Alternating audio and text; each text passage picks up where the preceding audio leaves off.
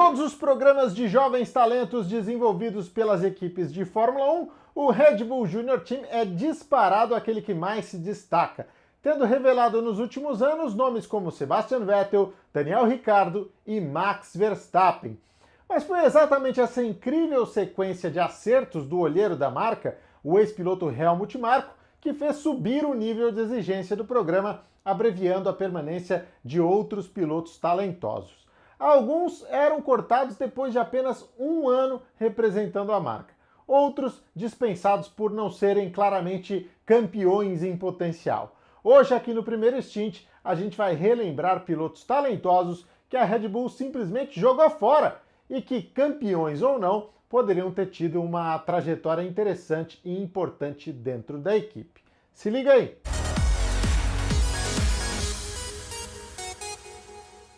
A procura por novos Vettels, Ricciardos ou Verstappens cobrou da Red Bull um preço muito alto que ela começou a pagar recentemente com uma assustadora rotatividade e permanente insatisfação na vaga de segundo piloto da equipe principal. A escassez de nomes qualificados para assumir os carros da Red Bull e da AlphaTauri fez o Helmut Marko buscar o Sérgio Pérez, um piloto de fora do programa de jovens talentos, para assumir a bucha que é ser companheiro de equipe de um dos maiores talentos da Fórmula 1 atual. Mas não precisava ter sido assim, e hoje a gente vai relembrar contigo alguns nomes que poderiam ter construído uma história bem bacana com a Red Bull, com um pouquinho mais de paciência e melhores oportunidades. Antes, o recado inicial de todo o vídeo, corre lá na descrição, clica nos links e assine já o Clube Primeiro Stint, o programa que te oferece os maiores benefícios do automobilismo brasileiro. Você vai ter o seu nome aqui no vídeo em todas as edições, como a gente já está vendo, e ainda faturar prêmios exclusivos da Puma e o anuário automotor do Reginaldo Leme, além de brindes especiais e uma resenha muito legal lá no nosso grupo de WhatsApp, além de muita coisa da hora para você, tá? Lembrando, metade de todo o valor arrecadado é destinado ao Instituto Ingo Hoffmann, que abriga crianças em tratamento contra o câncer em Campinas. Feito? Tá dado o recado e a gente segue na história esquisitíssima do Red Bull Junior Team. Bom, a panela de pressão que sempre foi esse programa ficou evidenciada recentemente quando a AlphaTauri precisou recorrer a pilotos que o Helmut Marko já tinha demitido.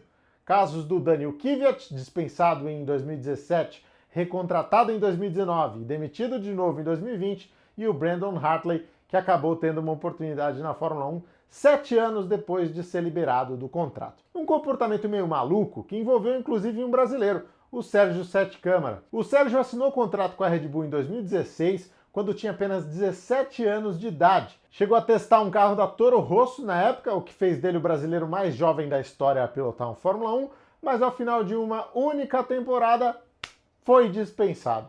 Mesmo tendo obtido pódios em Zandvoort e Macau, as duas corridas mais importantes da Fórmula 3 no mundo. Menos de 4 anos depois, ao conseguir vitórias na Fórmula 2 e obter a superlicença para correr de Fórmula 1, o Câmara foi chamado de volta ao programa como piloto reserva das equipes Red Bull e AlphaTauri. Mas como a turma é muito louca, isso também durou só um ano. Além dele, outro brasileiro que passou recentemente pelo Junior Team foi o Igor Fraga na Fórmula 3, ele que agora está fora das pistas com dificuldades de patrocínio e, consequentemente, está fora do programa também. Vamos em frente, vamos puxar aqui alguns outros nomes e mostrar pilotos que foram muito mal aproveitados pela Red Bull. Claro, nem todos eram claramente campeões em potencial, mas ainda assim poderiam ter feito um trabalho até melhor do que quem passou por lá. Eu começo com Robert Wickens. Pois é, esse cara entrou no Red Bull Junior Team em 2006, conquistando logo de cara o título da Fórmula BMW americana, mas depois viveu uma fase de altos e baixos. Apesar das temporadas ruins na Fórmula Renault 3.5 e na Fórmula 3 europeia, ele se recuperou com o vice-campeonato da Fórmula 2 em 2009. Só que aí já era tarde demais. Aparentemente, a Red Bull tinha muita pressa e poucas vagas disponíveis e o dispensou mesmo assim, quando ele tinha apenas 20 anos de idade. Os carros principais estavam ocupados por Sebastian Vettel e Mark Webber, e na Toro Rosso ela quis experimentar o novato sensação Jaime Alguersuari, lembra dele? Ao lado do Sebastian Buemi. Mesmo sem o apoio da Red Bull, o Wickens foi vice-campeão da GP3 em 2010 e no ano seguinte comprovou a decisão equivocada da marca, superando justamente um piloto do programa de Jovens Talentos, que mais tarde seria promovido à Fórmula 1. Em 2011, o canadense ganhou a Fórmula Renault 3.5, antiga World Series, contra o francês Jean-Eric Vergne. O mais próximo que o Wickens chegou da Fórmula 1 foi com a vaga de piloto de testes da Marussia naquele mesmo ano, e depois ele acabou sumindo do radar competindo na DTM. Sua incrível capacidade, no entanto, ficaria evidenciada em 2018, quando voltou aos monopostos pela Indy. Enquanto o Wickens brilhava nos Estados Unidos, a Red Bull apelava para o Brandon Hartley para suprir sua falta de pilotos. Infelizmente, o Wickens sofreu um grave acidente naquela temporada nos Estados Unidos e teve a carreira interrompida com graves lesões na medula espinhal. Uma curiosidade sobre ele é que em 2008 o Wickens esteve aqui no Brasil pilotando o carro da Red Bull nas ruas de Brasília durante uma ação promocional da marca. Get ready, F1 World! O português Antônio Félix da Costa escreveu essa mensagem no Twitter e imediatamente apagou, pouco antes do anúncio do Daniil Kvyat como piloto da Toro Rosso para 2014. Ele estava chocado com a decisão porque, pela lógica, a vaga seria dele, que vivia a fase mais avançada na carreira, ou seja, estava na frente na fila. Mas isso não existe na Red Bull. O Félix da Costa tinha no currículo os títulos da Fórmula Renault e também a vitória no conceituado GP de Macau, além de 2 terceiros lugares nos campeonatos da GP3 e da Fórmula Renault 3.5. O Kvyat não deixava por menos, não. Ele também arrebentou nas categorias de base e não é que tenha sido errado escolher o Kvyat, mas com certeza foi um pecado perder o Félix da Costa. Fora da principal categoria do automobilismo mundial, o português venceu mais uma vez em Macau, foi vice-campeão das 24 horas de Le Mans e conquistou recentemente o título da Fórmula E contra outros 2 ex-Red Bull, o Jean-Eric Vergne e o Sébastien Buemi. O que se diz sobre a época em que ele perdeu a vaga na Toro Rosso é que o Bernie Ecclestone, então um dono da Fórmula 1, forçou a barra, inclusive financeiramente, para que a equipe optasse por um russo.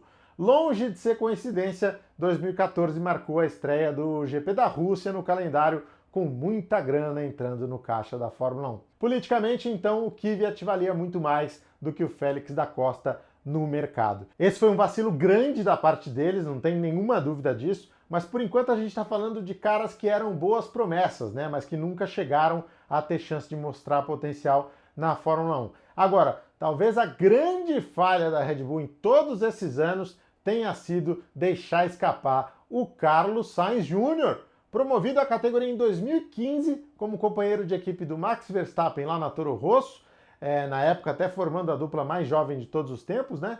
O Sainz nunca se intimidou com o parceiro do time, né? Ele era extremamente rápido e confiante, entregava resultados à altura do que se esperava e, embora houvesse uma tensão e competitividade natural entre ele e o Verstappen, nunca foi uma relação insustentável.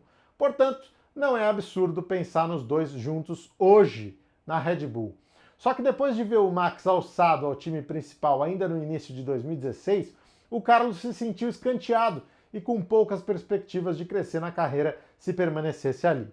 Acabou sendo emprestado pela Red Bull para a Renault, onde correu as provas finais de 2017 e a temporada de 2018, antes de ser substituído pelo Daniel Ricciardo. O passo seguinte foi a McLaren, onde andou bem, pegou pódio e brigou até por vitória no confuso GP da Itália do ano passado. A partir desse ano tem a grande chance da carreira como piloto da Ferrari. O Sainz é um dos raros casos em que a saída do programa de Jovens Talentos não fez a menor diferença. Pelo menos para ele, né? Mas e para a Red Bull? Acho que não dá para dizer o mesmo. Os 3 nomes aqui destacados são só os mais proeminentes, né? Entre os tantos garotos que passaram por lá desde 2001, quando o programa surgiu. Entre os brasileiros que estiveram ligados à marca, a gente precisa destacar o Henrique Bernoldi, que a Red Bull queria na Sauber em 2001, mas a equipe acabou escolhendo o Kimi Raikkonen. O Helmut Marko ficou puto e trabalhou para conseguir para ele uma vaga na Arrows com o patrocínio Red Bull.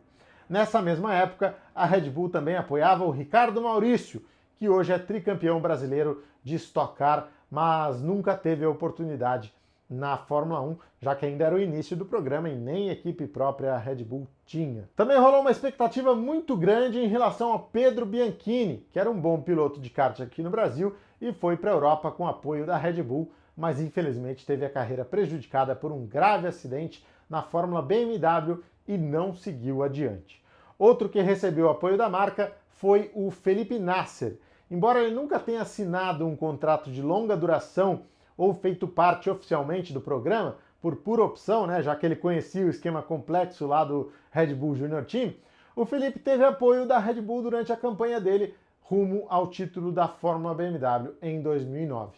Esse também poderia ter sido um grande nome lá dentro, mas é um dos raros casos de um piloto que não aceitou a Red Bull exatamente por achar que não havia nenhuma garantia em se amarrar com os caras. Um exemplo bem recente da afobação da Red Bull na hora de definir quem serve e quem não serve foi a dispensa do garoto inglês Callum Ilott, hoje com 22 anos de idade e vice-campeão da Fórmula 2, último degrau antes da categoria máxima do automobilismo.